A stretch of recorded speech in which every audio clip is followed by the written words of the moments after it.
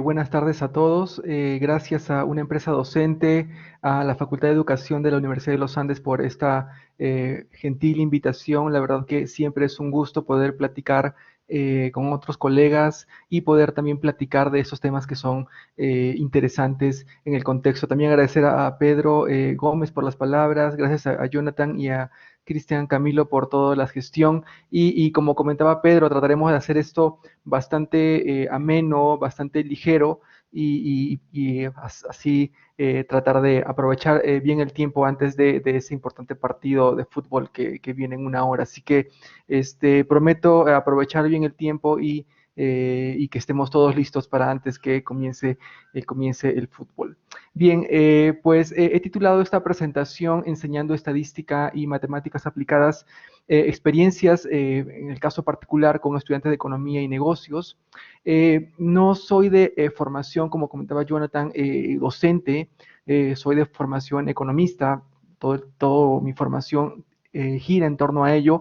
Sin embargo, cuando estamos en una universidad, tenemos que aprender en el camino muchas veces cosas ligadas a la docencia. Así que lo que voy a hacer en estos minutos que tengo es compartirle, como dice el título, pues experiencia. ¿Sí? Mi experiencia, nuevamente pido la disculpa del caso, no tengo formación docente como yo sé que muchos de ustedes tienen, pero permítame compartir un momento quizás de profesor a profesor, un poco qué es lo que hemos vivido en el contexto de la pandemia desde México y desde un estado localizado al sur de la capital, como es el estado de Puebla. Entonces, he decidido dividir esta presentación en básicamente 6 temas, darles un poquito de contexto acerca de la universidad, de cómo cambiamos, cómo fue ese tránsito de las clases al tema virtual, que yo sé que para todos ha sido todo un proceso, algunos positivos, otros desgastantes, pero ha sido toda una experiencia. Cómo nos afectó en particular en el caso de México con el tema del coronavirus, ¿no? Hablaremos un poquito de esto, cómo cambiaron las cosas aquí en tema de clases. Y ya entraremos de lleno a lo que sí me gustaría dedicar más tiempo, es cómo nos hemos adaptado, cómo hemos tratado de enseñar en ese contexto y en particular temas ligados a matemáticas, estadística y básicamente temas de estadística y matemática aplicada, que es lo que enseñamos en la universidad y en la escuela de negocios. Y luego al final, ¿qué aprendimos? Como una pequeña reflexión de lo que hemos aprendido. Todavía nos falta mucho para poder regresar. Justo el día de hoy conversaba con unos colegas y todavía no está muy claro si es que regresaremos a final de año a clases presenciales. Lo más probable es que no. Pero vamos a comentar un poquito de qué es lo que hemos aprendido en este tiempo y tal vez algo de esto pueda ser de utilidad para algunos de los colegas en Latinoamérica. Y por último, pues algunas conclusiones muy simples. Nuevamente, cualquier comentario, cualquier tema, encantado de poder recibir cualquier comentario, encantado de tratar de absolver cualquier pregunta. Bien, empezando un poquito de contexto para que sepan quiénes somos nosotros. Nosotros somos la Universidad de las Américas Puebla, estamos ubicados en el estado de Puebla. Esta universidad fue creada en 1940. El origen de la universidad es americano, nace como una escuela para los americanos que vivían en esta zona del país y en un inicio la escuela solamente aceptaba estudiantes americanos, fue creado para ellos. Sin embargo, con el tiempo la universidad apertura y permite que también estudiantes mexicanos y estudiantes de Latinoamérica pudieran acceder a ella. Actualmente tenemos alrededor de 9,000 estudiantes en licenciatura y tenemos 1,200 estudiantes en posgrado. Estamos localizados en la ciudad de Puebla. Ojalá que algún día, y si alguien tiene la ocasión de conocer, ahí he puesto 2 fotos de nuestra pequeña ciudad. Estamos en un pueblo, perdón, que se llama San Andrés Cholula, que ostenta ser una de las principales ciudades construidas o colonias que se dieron aquí. Y ahí tenemos una foto de una parte emblemática de nuestra ciudad. Es una vista que tenemos también de la universidad. Encima, debajo de esa iglesia, fue una pirámide que que fue construida por los pobladores de esta zona, y bueno, cuando llegaron los españoles construyeron encima esa iglesia, y detrás lo que tenemos es el Popocatépetl, que es un símbolo de esta zona del país, ¿no? La universidad cuenta con 52 carreras organizadas en 5 escuelas, y entre ellas la que voy a hacer mención es la Escuela de Negocios y Economía, donde está la carrera de Economía y las carreras ligadas a negocios, administración, contabilidad, y esos son los temas que trabajamos en la escuela.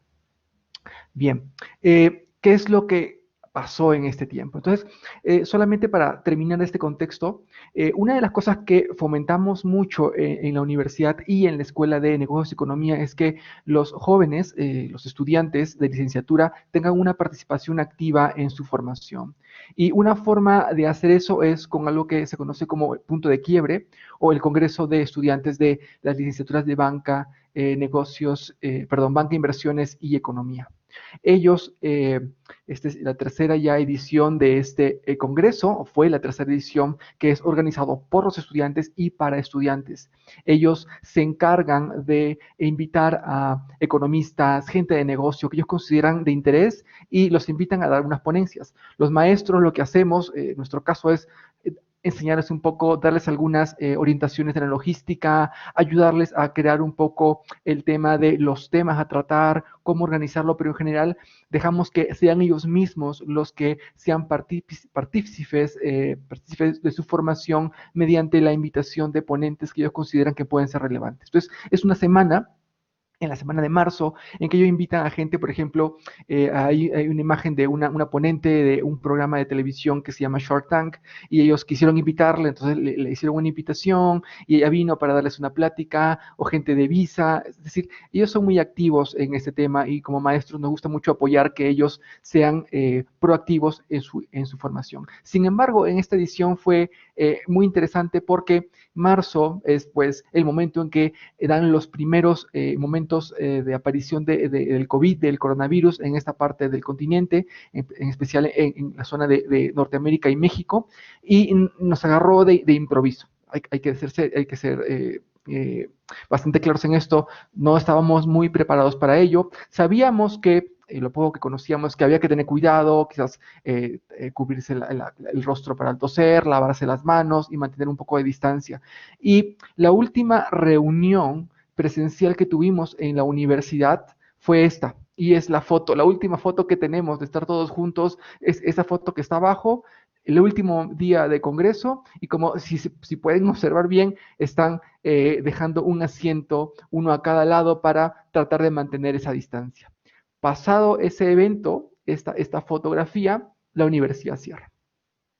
Y viene todo el proceso de qué hacemos ahora, cómo nos adecuamos a este nuevo contexto en el cual no podemos reunirnos de manera presencial y tenemos que pasar a un sistema virtual. Entonces, ese es el contexto en el que estamos. Se cerró la universidad, esta fue la última reunión que tuvimos. Lo último que hicimos fue buscar distancia, pero luego la universidad cerró. El coronavirus en México ha sido un tema muy delicado. Sé que en varios países de Latinoamérica, pero si alguien puede ver noticias de cómo está la situación aquí, no podemos negar que el número de contagios se incrementó de manera acelerada. Actualmente México es el séptimo país en el mundo con mayor número de casos de COVID, y el cuarto en términos de muerte. Bueno, estos son datos, no podemos obviar los datos. Con respecto al estado de Puebla, donde está la universidad, somos el séptimo estado de la República con el mayor número de contagios. Entonces, no había forma de continuar haciendo clases de manera presencial, porque aparte de ello, un gran porcentaje de nuestros estudiantes provienen también del exterior, provienen de otros estados, hay mucha movilidad dentro de la universidad, entonces no había manera de continuar con nuestras clases de manera presencial. Dicho esto, solamente también para terminar con este tema del contexto de lo que está pasando aquí. Aquí en México manejamos, para los que no son de esta zona, semáforos. Semáforos que van ligados al número de casos y al número de fallecidos por COVID.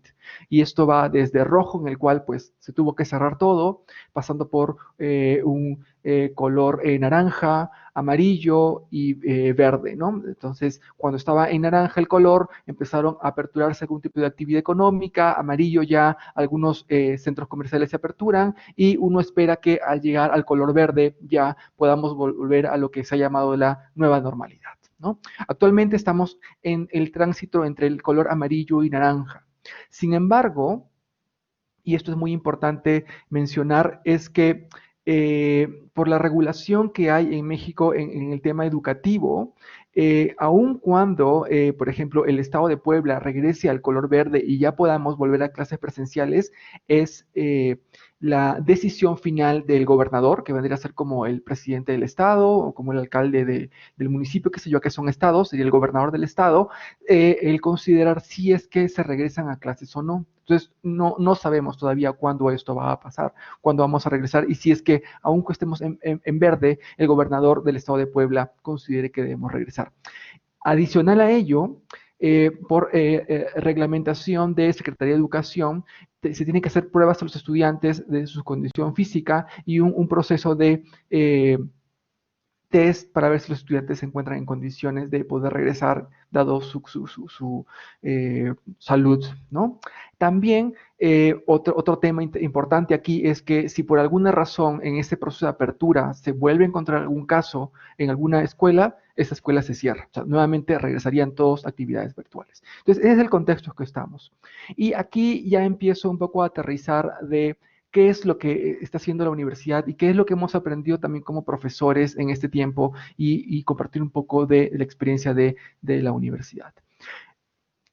Cerramos la escuela, el último evento que vimos fue el de la foto y después de ello tuvimos que pasar una semana de manera intensiva en capacitarnos de qué es lo que hacemos, cómo pasamos. Tenemos algunas plataformas, pero no todos estamos hablando el mismo idioma en cuanto a la realización de actividades académicas de manera virtual. Y aquí sí quiero ser muy enfático que en general en Latinoamérica, y es muy importante esto mencionar, que tenemos una calidad de docente buena. O sea, nuestros docentes están capacitados, o sea, saben las cosas, saben dar sus clases. El problema es que esta transición a un tema virtual requiere un aprendizaje extra. Y aquí el apoyo de la institución educativa es muy importante. En el caso de la universidad fue básicamente el préstamo de equipo institucional, computadoras, estos para las clases de los audífonos, qué sé yo, cámaras de video, conexión a internet, es muy importante. Cargarle al docente, y eso yo creo que es una parte fundamental de, aparte, preparar nuevamente las clases, ¿sí? Que quizás estaban orientados a algún esquema presencial, preparar nuevamente todo el material a un sistema virtual y sumarle a ello el tener que capacitarse rápidamente en si la cámara prende, si la cámara prende, si el audio está bien, si el internet se cayó, que son detalles que sí es bueno saberlo, pero es agregarle un poco más de presión al tema de la enseñanza. Y es quitar el foco en lo que el docente debería ocuparse. Y aquí sí tenemos que mencionar que este tema de apoyo de préstamo de equipo fue muy importante para que el docente se sienta, uno, respaldado por la institución y segundo, que sepa que tiene que dedicar el esfuerzo a la enseñanza y no solo la enseñanza, sino también adecuarse en las tecnologías del momento.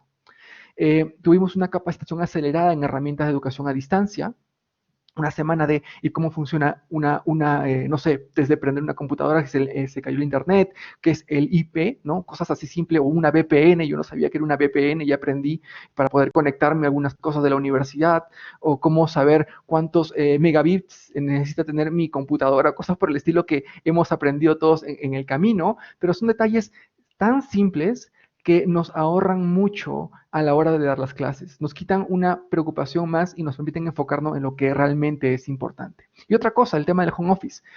Estábamos acostumbrados a estar en el salón de clases, tal vez pasar un tiempo en oficina o con colegas, y ahora tenemos que, pues, tratar de improvisar una silla, un escritorio, improvisar un lugar de trabajo.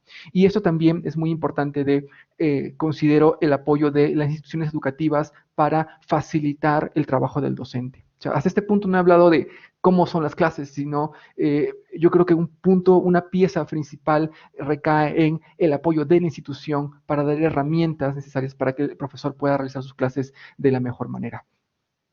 ¿Qué es lo que pasó aquí en México? Entonces estamos en el mes de marzo, recuerden lo que les hablaba que se cerró, pasó abril, aquí las clases terminan en el mes de mayo, es más o menos el calendario. Las clases son de el mes de enero al mes de mayo, luego tenemos un receso de investigación y un tiempo para hacer un poco de investigación en los meses de junio, julio, y regresamos en agosto hasta noviembre, que es la segunda parte del calendario para el periodo de otoño.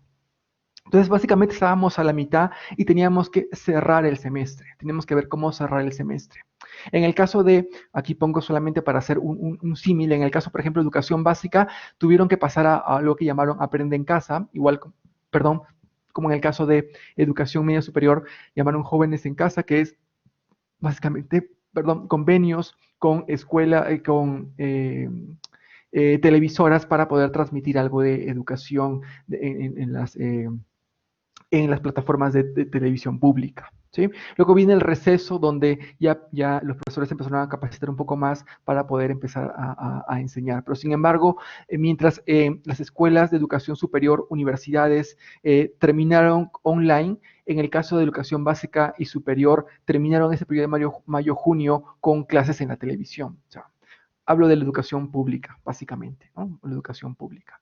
En el caso de la educación privada, ahí sí ahí tenemos una gran gama, desde universidades públicas, donde quizás los problemas pueden ser un poco mayores, y las universidades privadas que quizás tienen cierta holgura para tratar algunos temas y adecuarse mejor, ¿no? La experiencia que cuento está ligada a una escuela privada. Sí, también es importante mencionar esto porque eso puede sesgar un poco acerca de qué es lo que está pasando. La experiencia que contamos es desde una escuela privada, obviamente.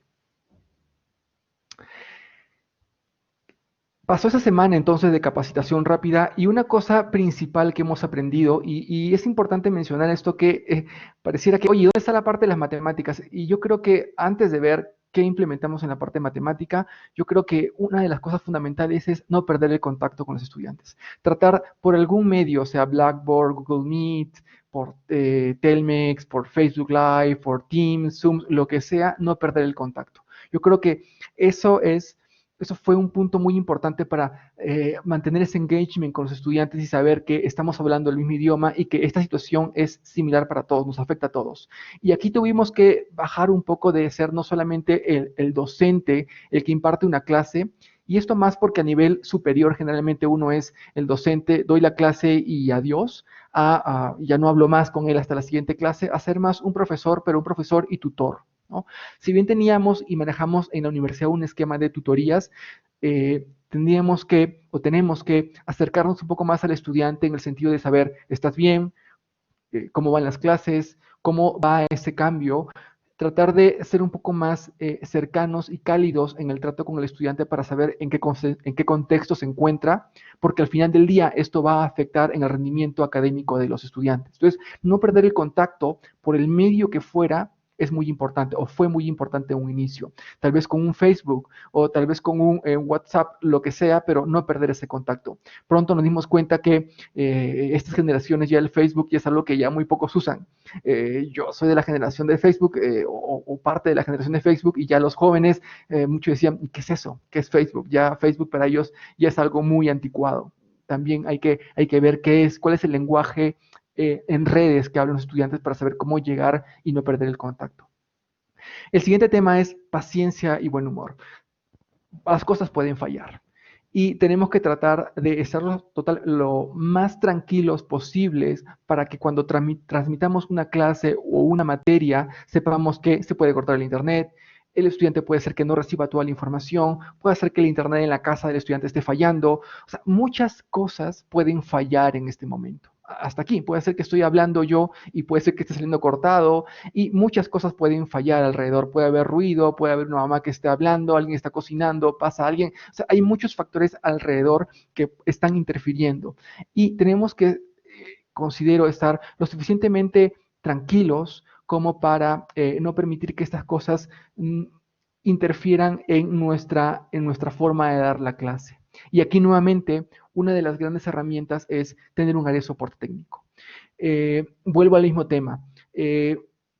considero unos grandes pilares para quitar peso al maestro y el maestro pueda dar la clase con mayor tranquilidad y holgura es tener en las espaldas un área de soporte técnico que te pueda ayudar desde cosas tan simples como la cámara no funciona hasta se cayó la plataforma, qué sé yo, ¿no? Cosas por el estilo. ¿Qué es lo que implementamos o qué se implementó, perdón, a nivel de universidad en el área de TI? Fue una línea como de WhatsApp y fue muy útil. De pronto, no sé, algo pasó con mi cámara. Puede ser que sea algo muy sencillo o algo más complejo y simplemente con un WhatsApp poder decir, oye, ¿qué pasó? Y aunque muchos nos tratamos de confiar en un pariente más joven que sepa un poco de tecnología, siempre es bueno contar con un apoyo de un área tecnológica que nos permita solucionar problemas rápidos y más cuando estamos, por ejemplo, a la mitad de una clase o a la mitad de un examen, qué sé yo, ¿no? Eso ha sido, y creo que el área de soporte técnico es vital en esta parte. De igual manera, la edad del maestro jugó o juega un papel muy importante, ¿no? En el caso, por ejemplo, de México, un maestro promedio en México tiene entre 42.4 años, relativamente creo que joven. Mujeres, el 59.7% son mujeres y el sueldo mensual aquí es como de 25,000 pesos. Hablo de educación primaria, secundaria, es como unos alrededor de $1,000 más o menos.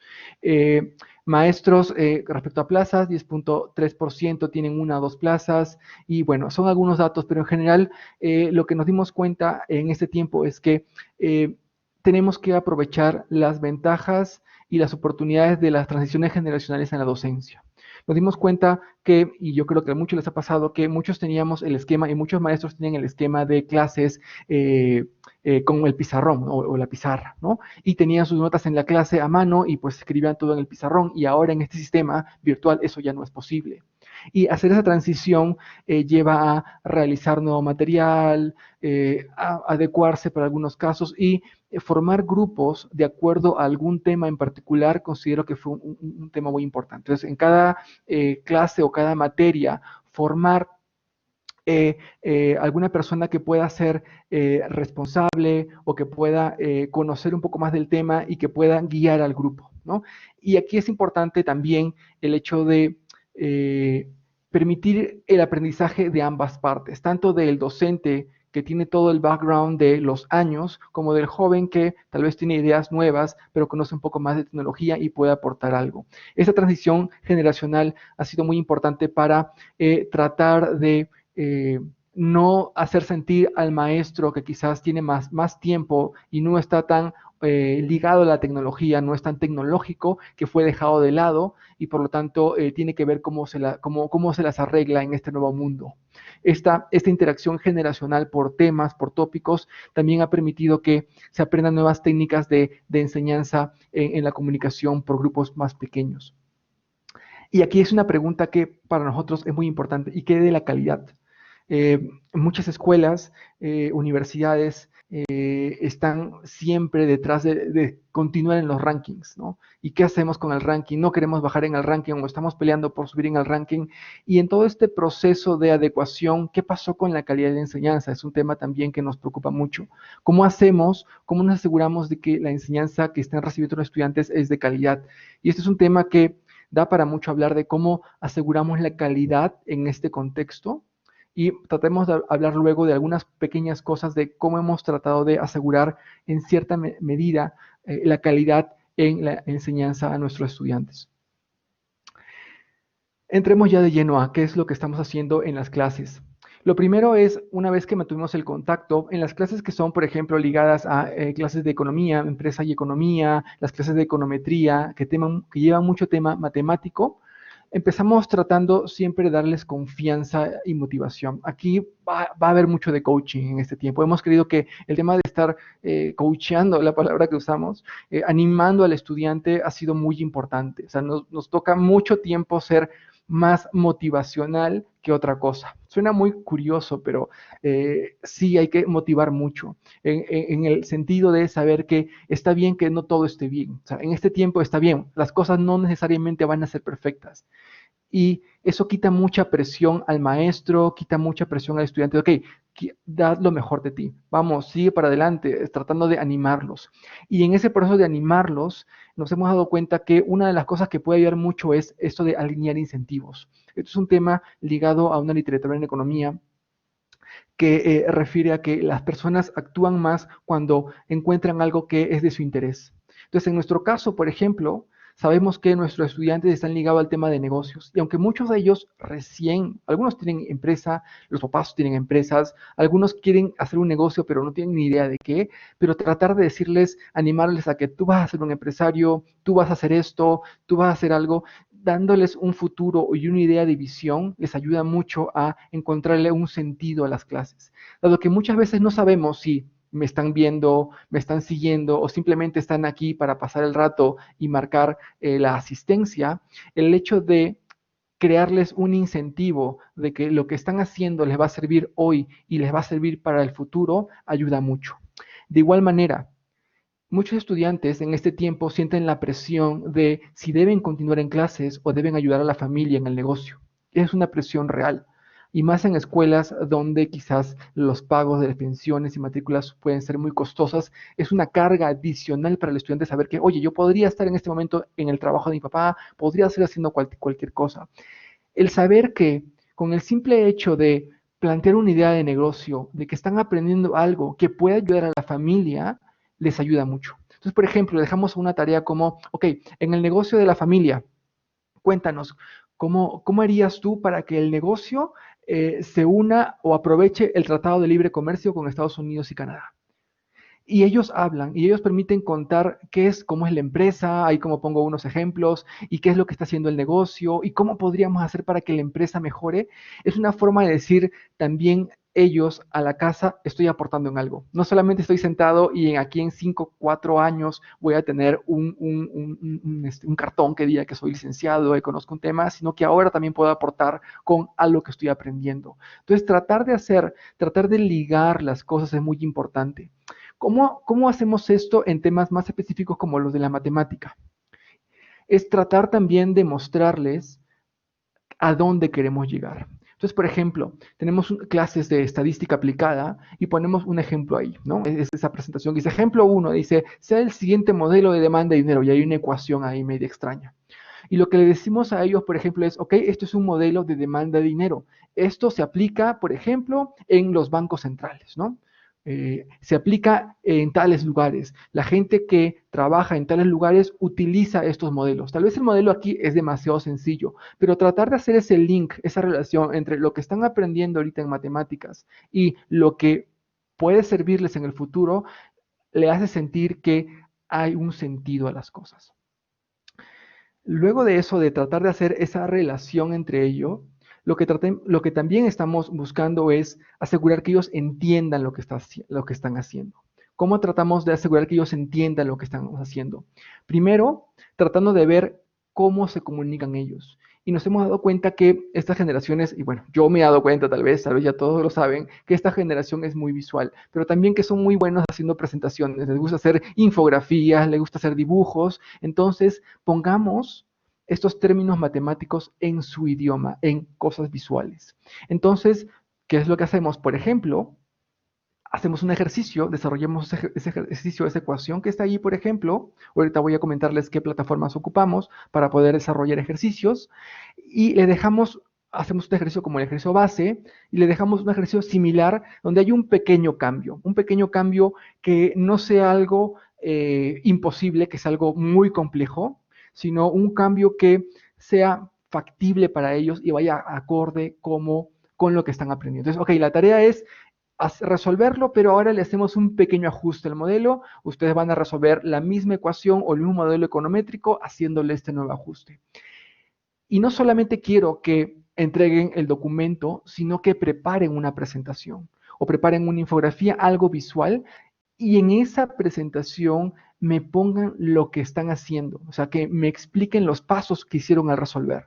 Entonces, en la clase tomamos al azar luego 1 o 2 estudiantes y les pedimos, ok, muéstrame qué hiciste. Y en un PowerPoint, una presentación, empiezan ellos a mostrarme, ok, esta es la ecuación, luego la derivé, luego factoricé, qué sé yo. Y nos empiezan a mostrar con paso a paso todas las cosas que hicieron. Y nos hemos dado cuenta que en este proceso podemos ver dónde aprendió, si es que aprendió o no, porque puede ser que se haya copiado, ahorita no sabemos también, puede ser que haya sacado de un libro, o puede ser que le pagó a alguien para que se lo resuelva, o simplemente se lo hizo un amigo del semestre pasado y simplemente copió. Y tomamos dos al azar y observamos que esto es tardado, sí, toma tiempo hacer estas cosas, pero podemos ver si es que realmente entendieron. Y surgen muchas dudas de compañeros de, aquí en este paso me equivoqué, sí. Y el hecho que ellos mismos enseñen a sus compañeros, ellos no se dan cuenta, están presentando como presentar cualquier cosa, cualquier trabajo, pero al presentar las cosas que hicieron al resolver un modelo, una ecuación o algo matemático, el conocimiento en ellos se refuerza y sus compañeros también se dan cuenta qué cosas hicieron bien y qué cosas hicieron mal. Obviamente, para un profesor que tiene un esquema de actividades que cumplir, sí es pesado porque consume mucho tiempo hacer esto, pero nos permite saber con claridad si alguien entendió o no, si entendieron los procedimientos en las partes matemáticas y también si es que el conocimiento fue adquirido o fue que lo copiaron de algún lugar. Softwares. La importancia del software libre ahora se volvió mucho más importante que antes. Y tratar de motivar al estudiante a usar software libre también lleva a que nosotros como docentes empecemos a buscar en prepararnos con software libre. Eso sí es un reto muy grande, pero la tendencia de ahora en adelante es buscar software libre y allí vamos a tener que ser muy ingeniosos en también incentivar a los estudiantes a manejar software libre. Pizarras electrónicas. Hay varios esquemas, me gusta, hay dos esquemas desde en la fotografía, que son estas pizarras, son como un cristal y se refleja todo, está muy interesante, como esto que lo vi en Twitter, que me gustó, que alguien puso un CD y reflejó lo que escribió en una libreta. En general, es importante tener algún medio de poder expresar estas matemáticas. Wacom me parece algo muy ingenioso, bastante práctico, hay que agarrarle un poco el ritmo, pero hasta cierto punto considero que ayuda mucho a la hora de la enseñanza, ¿no? Estas tabletas de aquí, ¿no? Wacom, no es por hacerle publicidad, pero considero que sí han sido bastante prácticas en mi experiencia personal en el manejo de matemáticas. Cabe recalcar que también el poder saber que la institución académica en la cual uno trabaja te brinda de este material, te quita mucho peso también desde el punto de vista económico a los docentes. Lo siguiente, clases grabadas. Y esto sí creo que es muy importante no podemos considerar que todos los estudiantes van a estar conectados al mismo instante y que no van a haber problemas con el impartimiento de las clases y que por lo tanto requerimos que estas sean grabadas de alguna manera. Y material extra. ¿Qué es lo que hemos aprendido hasta el momento? Lo primero que estamos aprendiendo ahorita es que tenemos que nuevamente fijar objetivos claros. Aunque sea el tema más engorroso en las matemáticas, tenemos que tratar de ligarlo con el punto final. Aunque pueda ser que el punto final sea algo que vean en un posgrado o en un doctorado, que ellos sepan que hay un punto final y que ellos sepan que estamos haciendo algo con algún objetivo. ¿Sí? Lo segundo es, me gusta esa frase, dice, vamos lento que tenemos prisa, es decir, tenemos que tomarnos ahora un poco más de tiempo en reforzar ciertos conocimientos. Es más, una de las cosas que se recomienda en este nuevo tema de educación virtual es que tenemos que hablar un poquito más lento, porque siempre a veces hay un delay en la hora de dar las clases, dar la enseñanza o esperar que alguien responda, tal vez hay un delay y tenemos que estar atentos a ello. O sea, vamos lento, tal vez no vamos a cubrir todo, hay que ser sincero, todo el material que tenemos preparado para el periodo académico, pero tenemos que ver entonces cuáles son los puntos que tenemos que ponerle más énfasis y cuáles no. El tercer punto, no tengo mucho tiempo, pero voy a resumirlo bastante, es eso que escuché, un mensaje de liderazgo que habla sobre una pequeña historia sobre dónde salta el conejo, es decir, ¿qué hago para alinear las herramientas y las características de los actuales estudiantes, ¿sí? Con los temas que yo quiero? Entonces, tengo que entender bien cuál es el perfil de mi estudiante. Mi estudiante, si es alguien que le gusta los negocios y va a empresa, tengo que tratar de alinear nuevamente lo que voy a enseñar con lo que ellos están buscando. Tal vez una persona que le gusta mucho o son jóvenes que están muy en temas digitales. Tengo que tratar de alinear el conocimiento con los temas que les llaman la atención. Y esta idea de dónde salta el conejo quiere decir que tengo que darle la educación que le permita desarrollarse como un conejo. O sea, si es alguien que tiene características de conejo, no puedo llevarlo a que haga actividades que no son de un conejo. Entonces, tenemos una generación que tiene características muy particulares. Tenemos que renovar nuestra forma de docencia para las características de esta nueva generación de estudiantes.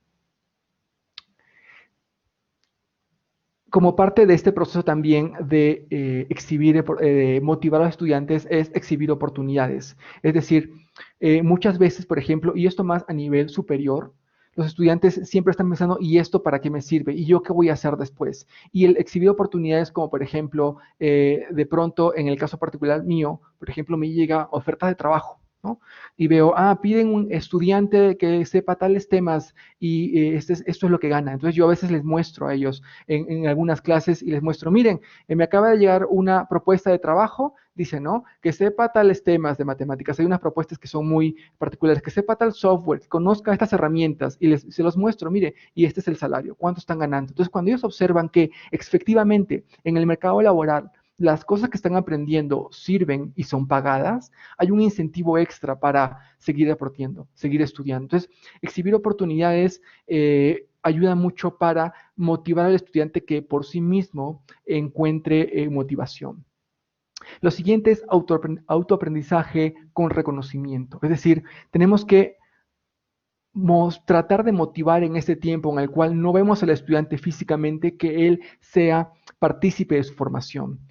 Nos hemos dado cuenta que esta generación en general es muy poco de autoaprender, o sea, muchas veces ya prefiere las cosas hechas y en general ya todo está en Google, ya alguien lo hizo y por lo tanto el autoaprendizaje se vuelve un tema en el cual tenemos que estar motivando mucho. La mejor forma de motivar es autoaprendizaje con un reconocimiento. Es decir, si tú autoaprendes, yo te voy a tratar de motivar con un reconocimiento. ¿Cómo puede ser esto? Un punto extra, no sé, una décima más, qué sé yo.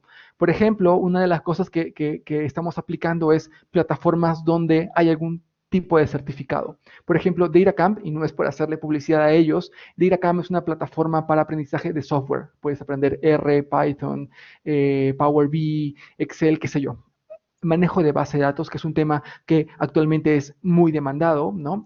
Todo ese tema de Data Science es muy, muy importante y DataCamp brinda cursos. Ahora, uno como profesor puede inscribirse en DataCamp como docente y puede inscribir a sus alumnos como parte de un curso. Entonces, por ejemplo, en mi caso, yo me he inscrito como docente en DataCamp en un curso que se llama Econometría 2. Y al hacer eso, yo puedo inscribir a mis alumnos y ellos tienen acceso a la plataforma gratis, porque esto creo que tiene un costo de $25 al mes o $30 más o menos, y ellos pueden aprovechar. Entonces, ¿qué es lo que yo he hecho? Yo les estoy diciendo, ok, tenemos nuestras clases, te voy a inscribir en este curso, esto no tienes que hacerlo, ¿sí? Pero si lo haces, recuerda, vas a tener al final del día, por los cursos que hagas, un certificado que te pueda ayudar luego cuando quieras tú buscar un trabajo, cuando quieras tú seguir estudiando, porque vas a tener una certificación de que conoces algún software, que conoces algo nuevo. Si tú lo haces y me muestras que estudiaste y tienes el certificado, yo te voy a dar un premio. Y hemos visto que muchos estudiantes, porque podemos ver en DataCamp quienes están siguiendo, que muchos de ellos empiezan a buscar más y dicen, profesor, ya terminé, ¿puedo seguir haciendo más cursos? Y están aprovechando en ser ellos partícipes de su autoaprendizaje, habiendo una motivación detrás de ello. Por otro lado, vámonos al otro extremo. Hay un tema en teoría de juegos que es un tema en economía muy interesante que habla sobre las amenazas creíbles. Y son creíbles también nuestras amenazas. También es importante que aunque estamos en un contexto en el cual tenemos que relajar ciertas cosas, no podemos tampoco bajar la calidad, no podemos tampoco permitir que los estudiantes piensen que ahora puede pasar cualquier cosa y el profesor me va a aprobar de cualquier manera. Entonces, saber tener reglas claras, tener unas reglas que sean coherentes con el actual entorno que nos encontramos, pero que sea creíble. Es decir, que si yo digo que voy a cumplir el examen para tal día o la entrega es para tal día, yo la cumplo. Y ser lo bastante también creíble en mi amenaza. Cuando hablo de amenaza, quiere decir que te voy a dar un premio o un castigo y lo voy a cumplir. Y eso permite que todos ellos también interioricen que hay una responsabilidad aquí y tenemos que cumplirlo. No es que el profesor es buena onda y va a entender pues que hay muchos problemas y me va a aprobar el curso sin hacer nada. Ligado a eso está algo que llamamos evalúa solo lo que puedes controlar, ¿sí? Es un tema que lo hemos tocado muchas veces en unas juntas, tenemos que evaluar lo que controlamos, ¿sí? Tenemos que evaluar lo que controlamos. Quiere decir que nuestra forma de aprendizaje y nuestra forma de evaluación van a tener que cambiar. Ya no estoy yo mirándolos como en el salón de clases a ver si está copiando del compañero, si tiene algo debajo del tenis o debajo del pupitre, qué sé yo. Entonces yo tengo que ver cómo evaluar de la mejor manera y mi evaluación tiene que estar ligada a aquellas cosas que yo puedo controlar. Entonces muchas veces ya la forma tradicional de evaluar tiene que cambiar para que nuestra evaluación vaya ligada a cosas que yo como docente sí controlo. Tal vez controlo un trabajo o una exposición, pero tal vez ya no controlo tanto un examen, aunque en Blackboard sé que puedes poner la cámara, puedes poner que vean. Vamos, hay que ser realistas, hay mil y un formas de tratar de engañar todo esto. Entonces, mejor controlemos o evaluemos cosas que controlamos, las cosas que no controlamos simplemente ya las vamos a dar por sentado, las evaluaremos con algo de menor peso, pero tratemos de evaluar las cosas que controlamos en este tiempo. Ya para acabar, eh, nudges. Esto es muy importante. Nudges viene de una literatura también de economía del comportamiento. Richard Thaler, que fue ganador de un premio Nobel en economía, nos habla acerca de cómo empujamos a las personas para que hagan cosas, no forzándolas a que hagan, sino darles un empujón para que ellos mismos hagan algo desde su propia interés, ¿no? Por ejemplo, esta imagen que está aquí al costado es un metro en la Ciudad de México. Ustedes pueden ver que a los extremos se encuentra, o el extremo derecho está una escalera eléctrica y en el centro es la escalera, una escalera normal, ¿no? Una escalera común. Es una parte, a los que han estado en la Ciudad de México, es una escalera impresionante, es muchos escalones, y una forma de motivar, de empujar, ¿no? Este notch a las personas para que, por ejemplo, hagan ejercicio, es colocar un piano.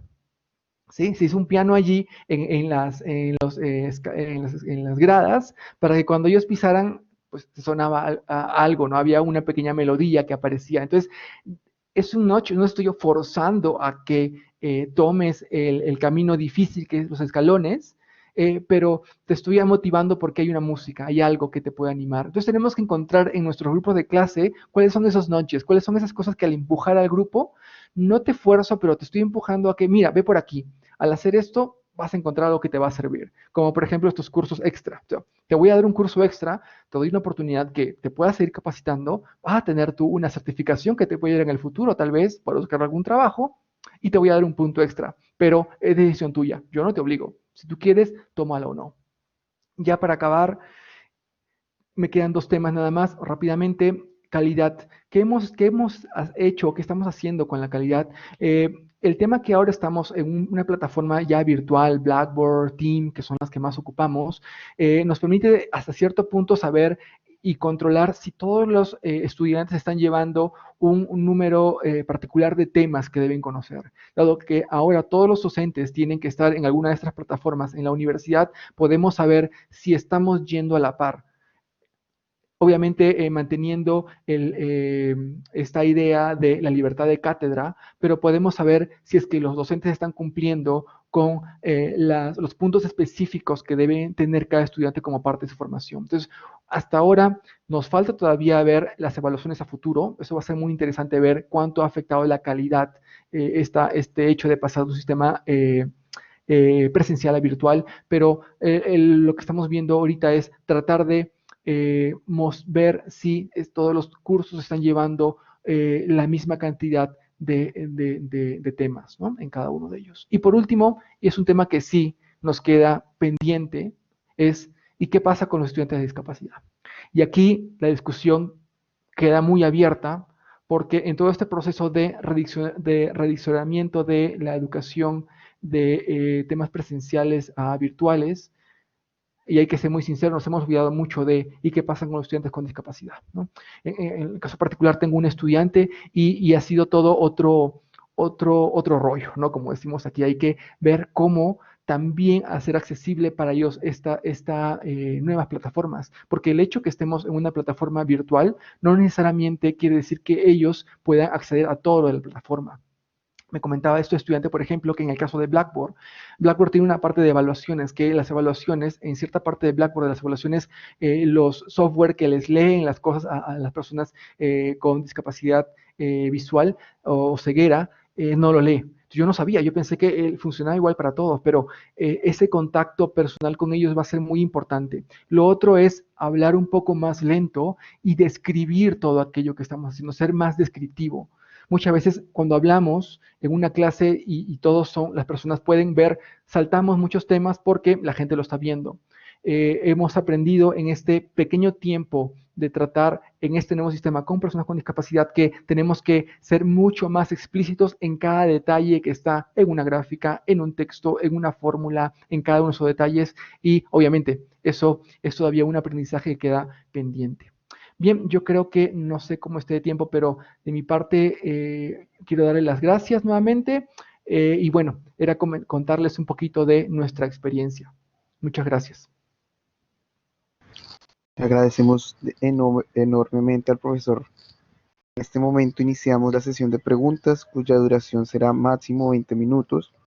Para ello utilizaremos el espacio de chat que se encuentra en la parte inferior derecha de sus pantallas. Los invitamos a registrar allí sus preguntas o comentarios dirigidos a nuestro conferencista.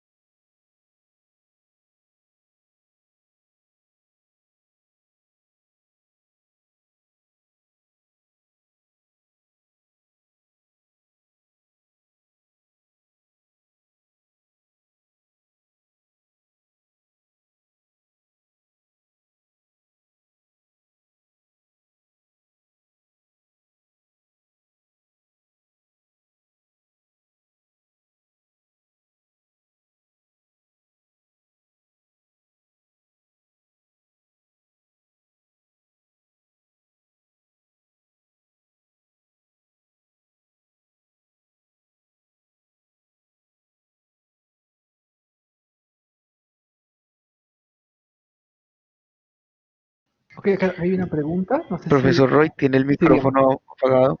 Allá. Ah, ya, ok, sí. Ok, sí, bueno, gracias por la pregunta. Aquí hay una pregunta, dice, ¿cómo se decide qué temas sí se pueden cubrir y cuáles no? Eso es muy buen punto, es muy importante ese tema.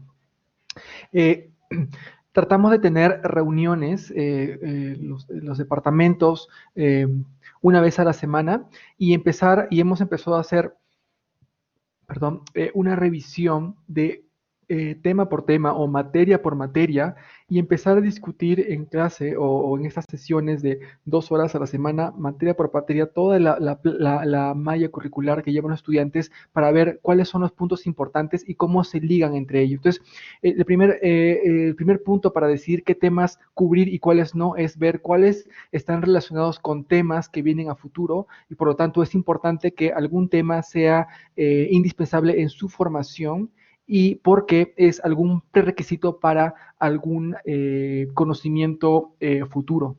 Y lo que buscamos, esto es bastante tardado, sí, pero ver entonces, ok, si este tópico en particular es importante porque en el futuro van a ver la siguiente parte, no podemos quitarlo. Sin embargo, también empezamos a ver punto por punto dentro de cada uno de los temas cuáles son aquellos que, ok, si lo obviamos, no va a afectar tanto a la formación en el futuro y podríamos tomarlo luego como un seminario, algo extra como de refuerzo. Entonces, es la forma como hemos empezado a tratar de ajustar porque en principio es bastante complicado tratar de cubrir todo y es en ese esquema de tratar de cumplir todo, a veces podemos afectar también la calidad de cada uno de los estudiantes en su formación al final. Junior Benjamín pregunta, buenas tardes, es increíble saber... Ah, bueno, muchas gracias, creo que sí. Eh,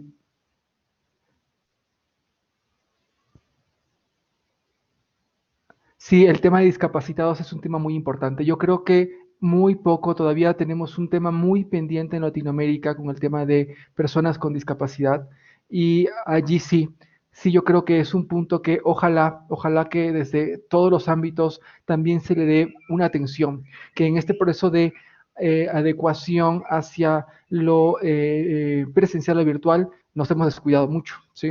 Nos hemos descuidado literalmente en ese tema.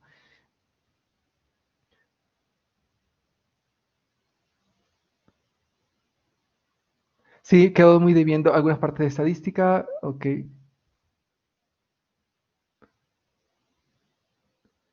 Dice, ¿cuáles didácticos puedes sugerir para el desarrollo de una clase virtual de matemática para hacerlo más efectiva? Eh, yo creo que desde la experiencia que tenemos es, lo que hacemos es plantear algunos ejercicios, darles algún tiempo específico y ser ellos mismos que presenten los resultados, que hagan presentaciones o que sean mismos, que ellos se pongan en el lugar del docente y traten de explicar cada una de las cosas que han hecho. Si les damos algún ejercicio de manera grupal, ellos lo tratan de elaborar y que luego ellos traten de exponerlo como si fuera una clase, que nos cuenten paso a paso qué es lo que han hecho. Los motivamos obviamente con algún tipo de calificación extra para que todos participen, pero lo que buscamos es que ellos sean como mini maestros explicando a sus compañeros cada uno de los pasos que tomaron en el desarrollo de algún ejercicio o algún ejemplo que tenga matemáticas.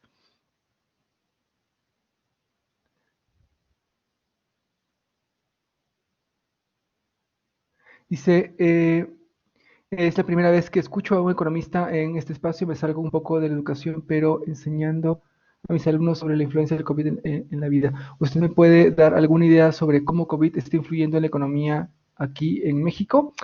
Ese es otro tema muy distinto, pero sí, la verdad que hay un efecto muy grande. Ha afectado mucho, imagino que también en Latinoamérica, pero sí, el efecto es bastante complejo. Se han cerrado muchos negocios, muchas empresas están lamentablemente cerradas. Esperemos que esta situación pase, pero sí, desde el punto de vista económico es complejo y esto también afecta la participación de los estudiantes y el hecho de poder contar con estudiantes y más en escuelas que son, por ejemplo, como esta que es privada, es un tema que afecta también muchísimo porque eh, hay todo un problema de seguir pagando colegiaturas, tal vez dedicarlas a otras actividades que puedan estar más ligadas a la casa o a la empresa. Sí, es un tema muy delicado aquí. Mm, ¿Cuáles son otros ejemplos que motivan a estudiantes? Ok, uno es, en nuestro contexto, es ver qué es lo que requieren actualmente los egresados, qué es lo que requieren al final y todo aquello ligado a computadoras, software, ligados al manejo de algún tipo de programación, a algún software, les llama mucho la atención a ellos. Y estamos orientando ya todo el esfuerzo a que utilicen alguna plataforma o se integren al desarrollo o a la enseñanza y también a la capacitación de nuevo software. Entonces, en cada clase tratamos que utilicen software libres o, por ejemplo, R, Python, software que generalmente ocupamos mucho aquí y tratamos de motivarlos que vayan hacia ese software, ¿no? Desde el docente en la clase, dándoles pequeños puntos, pero o pequeñas como cápsulas de, esto se puede programar de esta manera, podemos hacer esto. Al inicio puede resultar muy complicado, pero ¿cómo lo motivamos o qué es lo que hacemos en clase? Le mostramos el ejercicio al final, puede ser un código impresionante que hace algo interesante, algo que se mueva. Decimos, mira, aprendiendo este software, aprendiendo el uso de tecnología, el uso de bases de datos y de programación, tú puedes hacer esto. Y le mostramos el ejemplo final. Y en la clase hacemos que ellos hagan algo muy pequeño, ¿sí? Y tratamos que ellos puedan replicar pequeñas partes de algún código y ellos empiecen a ver que esto funciona. Aparte de ello, también motivarlos a formar parte de algún pequeño grupo o tema de investigación. Si a alguien le interesa más el tema, cada docente puede ser que esté elaborando algo en particular sobre algún punto específico donde se requieren esas herramientas y decirles, mira, si te interesa más, ve con este profesor o este docente que está trabajando en este tema en particular, sigue con él y vas a poder aprender más, ¿no? Entonces, por ejemplo, en los cursos iniciales de estadística, econometría, aprenden algo de software, a algunos de ellos les interesa más y van con algún docente, se integran a la agenda de investigación que alguno de ellos tenga y de esa manera ellos pueden aprender mucho más. Y es interesante porque luego entre ellos se pasa mucho la voz. ¿Qué software nos recomienda para la enseñanza de matemáticas? Lo que usamos más aquí, nuestras matemáticas son matemáticas aplicadas, ¿sí? Es decir, va más ligado a no a matemática pura, sino matemática aplicada. Sé que Wolfram Matemática tiene una parte de online que se puede utilizar, pero utilizamos mucho R, que es un software libre, y Python, que también es un software libre. También hay otro software para, en el caso particular de estadística, que se llama eViews, que tiene una versión libre para estudiantes, también las ocupamos. Pero generalmente vamos en esos dos, R y Python. ¿Y por qué? Porque generalmente, si observamos ahorita qué es lo que más se utiliza o qué es lo que más se requiere, ahorita digamos que es la moda en muchos lugares. Entonces, también necesitamos que los estudiantes cuando salgan aquí, salgan de la escuela, de la universidad y vayan a trabajar, tengan esas herramientas que más se están demandando. Entonces, buscamos que tengan aquellas herramientas que sean las más, digamos, de moda en este momento para que puedan hablar el mismo lenguaje que alguna empresa o alguna institución que los requiera al final.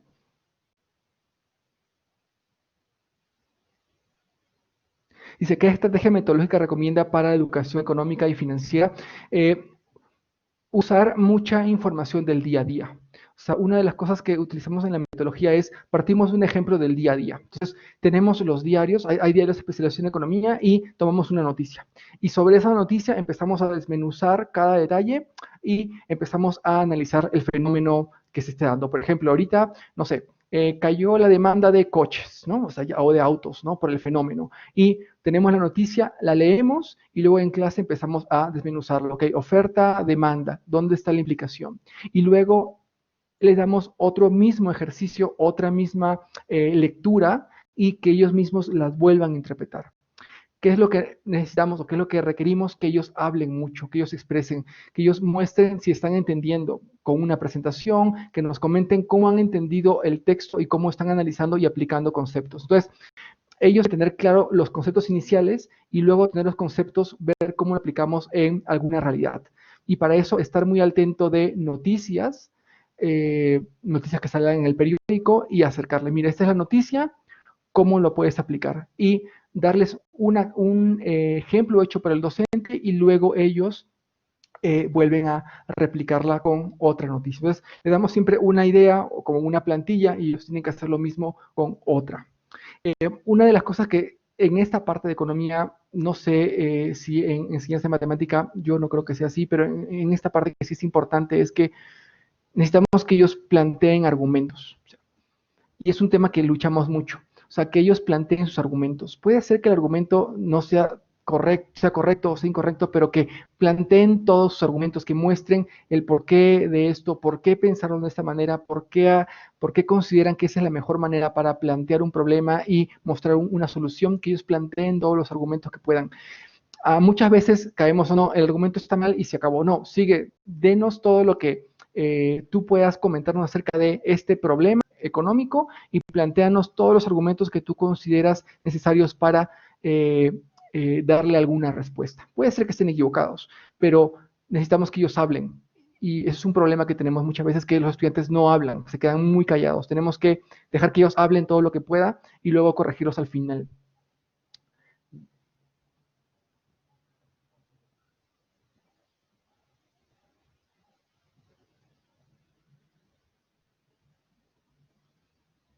Bien, no sé si habrá alguna otra.